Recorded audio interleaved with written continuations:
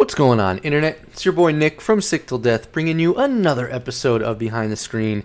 In this episode, we are going to be doing something a little bit different than what you've seen in the last few episodes. And we are at my desk.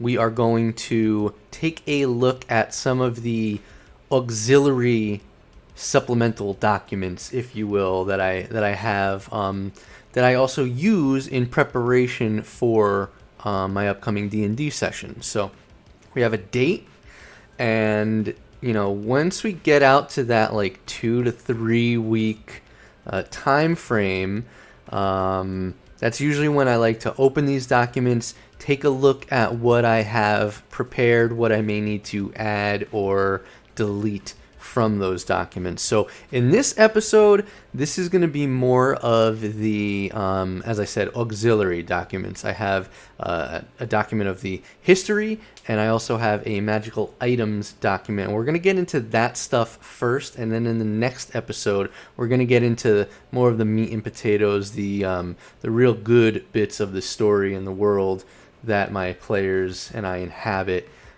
in this beautiful campaign that we play in. So, without further ado, let's take a look behind the screen, no pun intended, and let's show you what I got going on here.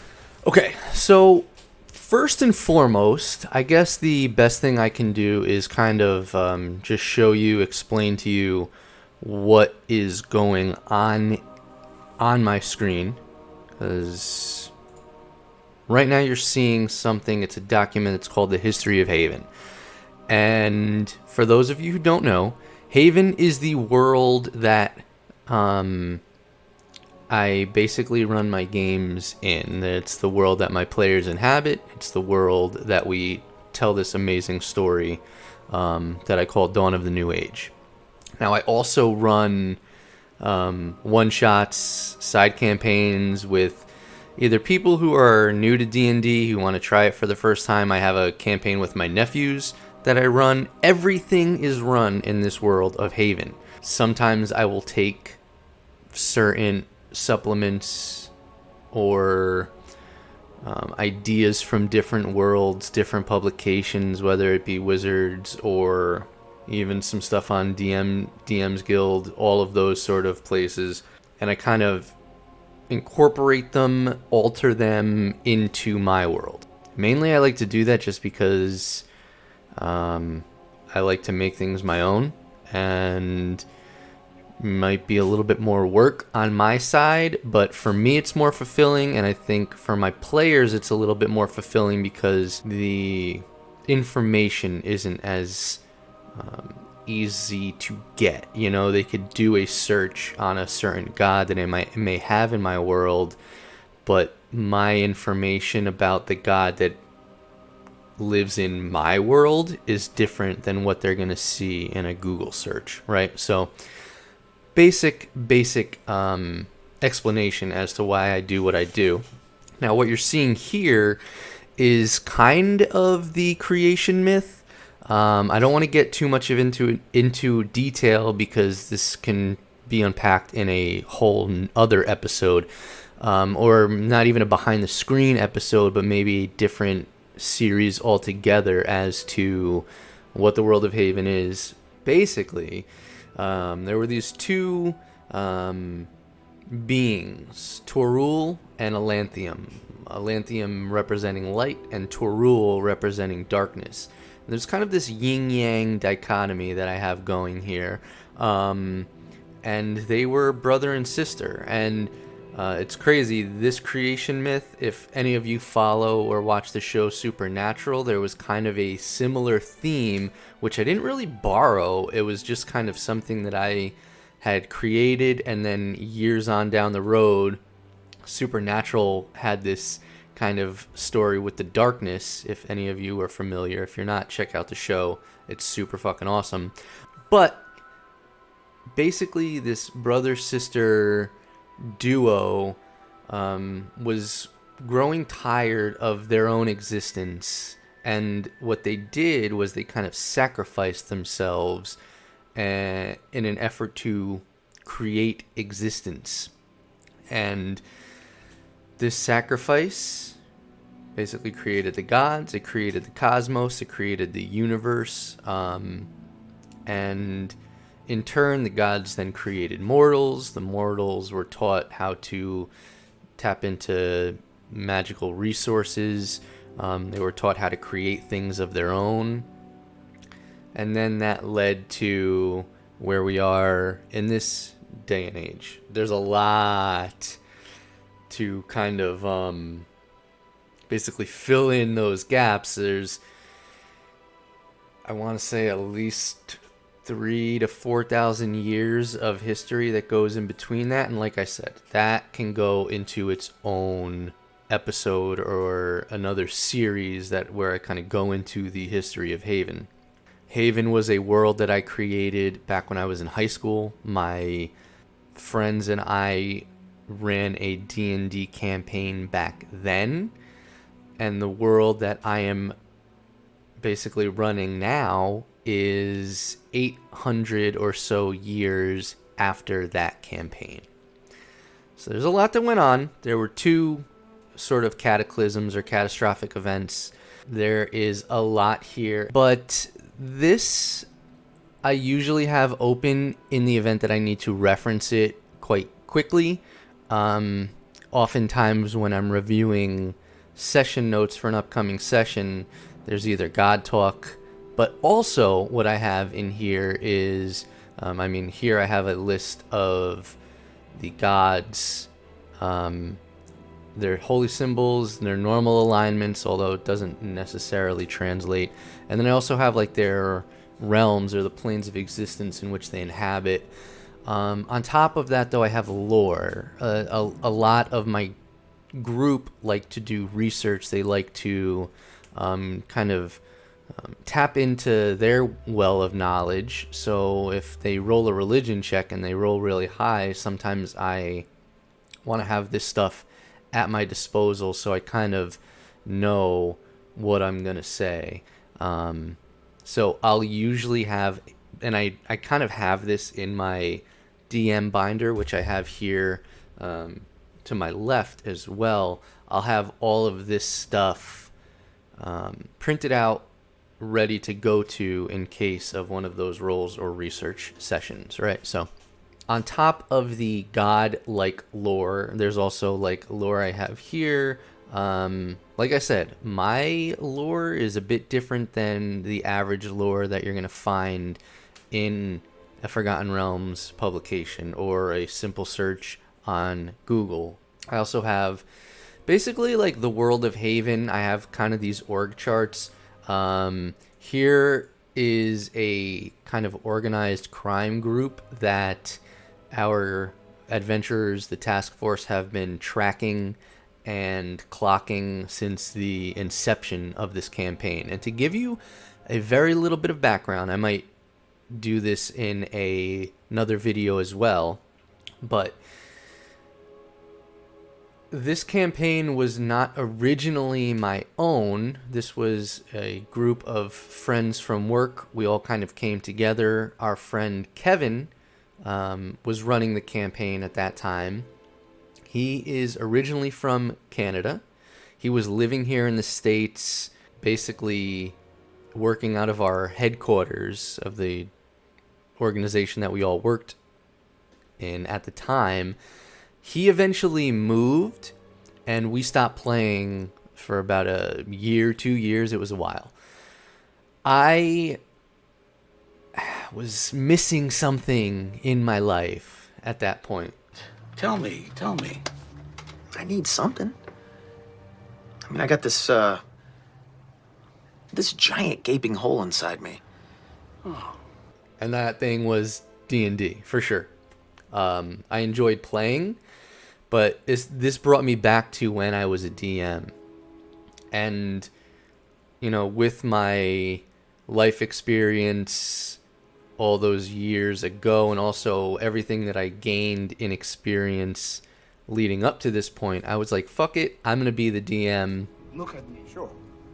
Look at me, sure. I'm the captain now. And I kind of took over with his blessing. I didn't really ask him. I kind of said I was, and he was like, cool, go for it. so I guess it was with his blessing. But yes, so that's basically, it's kind of like his story. I adapted it and fit it into the world of Haven.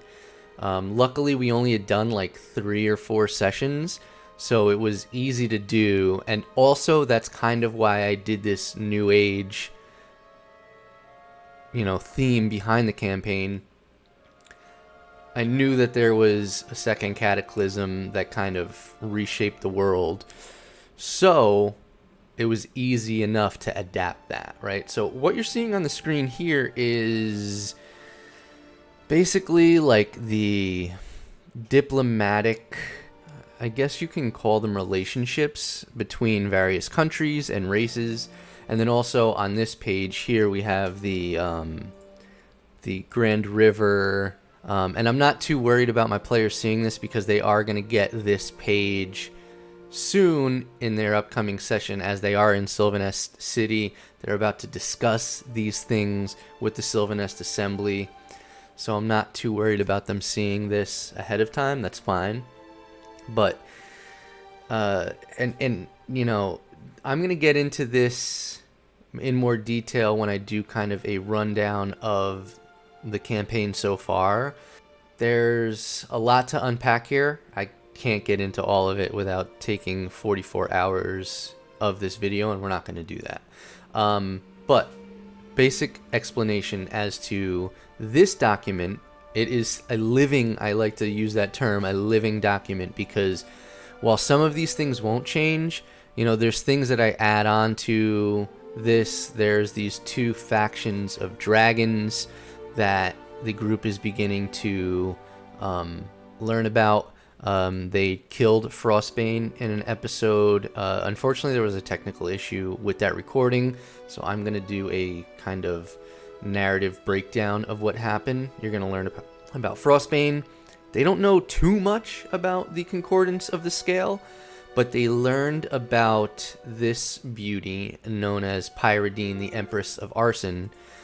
She is holding a very important artifact that the group is looking for in her hoard. So we're kind of going to get into detail about that. I know our wizard Valgrim knows about the Platinum Pansophical, so there is that. I don't want to get too much more into detail, as like I said, this document alone could be its own episode or 2 for that matter. So I usually have this open while I am in preparation mode. What I also have open, and I'll very briefly get into this, is this document here. What you're seeing here is a list of magical items. Some of these I homebrew. Here is an oath bow, which I just basically copy and pasted from the web. Some of these I've kind of taken and modified here or there. Oops, not like that. Some of these are homebrews. Some of these are straight up creations of myself. I normally have all this stuff in my binder for the moment where my players are like, wait, what does this do? Yes, we're all on D&D Beyond, but sometimes their interpretation of the rule is wrong, or there's one slight thing that they may have misread. So I like to make sure that we're all on the same page. I can get into an episode about Rizal's spellbook, and I don't want to right now, but I usually have this open as well because my group is constantly researching things. They're researching magical items, artifacts, and one big thing in the common theme or overarching story of what's happening right now in the campaign is the vestiges of divinity. These are artifacts. There's a few artifacts that aren't considered vestiges that are still being sought after and researched by my group. So Some of that is here, which they're going to learn a little bit more about in our next session. But on top of that, we have these, which is the Fell Blades. Our group is starting to learn about them as well. Currently, Fazbender, which is our druid, is in possession of both Earthfell and Windfell. They're basically elemental blades that tap into one of each of the elements. And then here, and you know, you'll see like sometimes I'll put like a question mark. That means that this is not a final, this is not canon. It may not be named Havenfell. It might be named something different. I'm still kind of on the fence about it. But basically, once you have all 4 of these blades in their exalted state, a Selûne Druid or a Circle of the Moon Druid for the commoner is then able to tap into an ancient ritual that will combine these 4 blades. It becomes Havenfell. We're going to call it that for now. And it has an expanded list of spells. It taps into all 4 elements at the same time, but it also does a lot of cool things on top of that. So there's that. Then there's certain historical aspects of these ancient artifacts that I like to get into. Like I said, the history, the ancient history of Haven, the artifacts of Haven, that could be a whole episode of itself, and we're gonna leave it at that. So as I'm scrolling, you know, you can definitely pause and look at some of these things, but we're definitely gonna get into this in a future episode. It might not be a behind the screen episode, it might be, who knows. But this is basically open in the event that I need to reference it quickly. So yeah, that's going to do it for me. If you guys stayed with me to the end of the video, I truly appreciate you. I would love it if you dropped a like, hit the subscribe button for more content. There will be much more content down the road, as I've stated throughout this episode. Thank you, and I will catch you guys in the next video. Peace out.